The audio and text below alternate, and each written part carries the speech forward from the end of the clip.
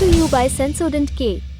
पहली सुर्खी में बात देश के एक बैंक की। भारतीय रिजर्व बैंक आरबीआई ने एक सहकारी बैंक न्यू कोऑपरेटिव बैंक पर बैन लगा दिया है। बैन लगने के बाद अब ना तो बैंक अपने कस्टमर्स को लोन दे सकता है, ना ही कोई कस्टमर डिपॉजिट किए गए पैसे निकाल सकता है।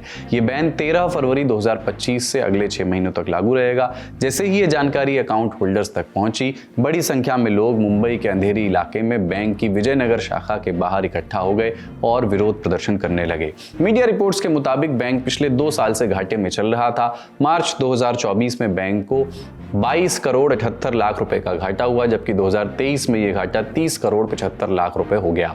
जांच के दौरान बैंक पर अनियमितताओं के आरोप भी लगे। इस मामले को लेकर के आरबीआई का कहना है कि यह फैसला बैंक की आर्थिक स्थिति को देख करके लिया गया है ताकि लोगों के पैसे सुरक्षित रहें और बैंक घाटे में न डूबे। बैंक 6 महीने के बाद दोबारा अपने फैसले को रिव्यू करेगा। अगर हालत में सुधार नहीं होता है तो ये बैन आगे भी बढ़ाया जा सकता है। मेरा तो पूरी मेरी आमदनी शुरुआत से एंड तक पूरी आमदनी इसमें ही है। अभी मैं किधर जाऊं तो किधर जाऊं, निकालना हो तो पैसा किसे निकालूं। 60-70 लाख के आसपास एफडी रहेगा पूरा जीवन का। इतना पूरा जीवन का एफडी है। इतना पूरा एक साथ में झटका देते हैं लोग।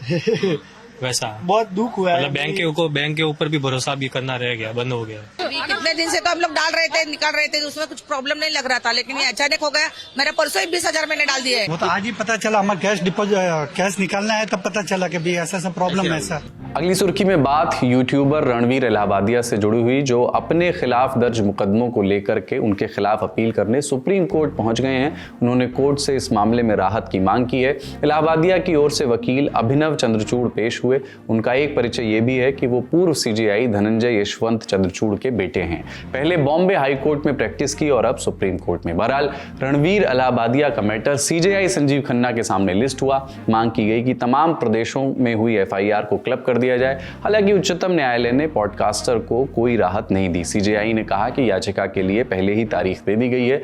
इसके बाद वकील अभिनव चंद्रचूड़ ने आशंका जताई कि असम पुलिस की ओर से बलपूर्वक कार्रवाई की जा सकती है, इसलिए उन्होंने अग्रिम जमानत की भी मांग की। सीजेआई ने कहा कि वो मौखिक रूप से केस मेंशन करने की अनुमति नहीं देते। उन्होंने स्पष्ट किया कि इस मामले की लिस्टिंग की तारीख तय कर दी गई है। इसके बाद सीजेआई ने इस मामले को लेकर के कुछ नहीं कहा। आज का ललन टॉप शो यहीं तक। अपना और अपनों का ख्याल रखिए। देखते रहिए दी ललन टॉप। शुक्रिया। शुभ रात्रि।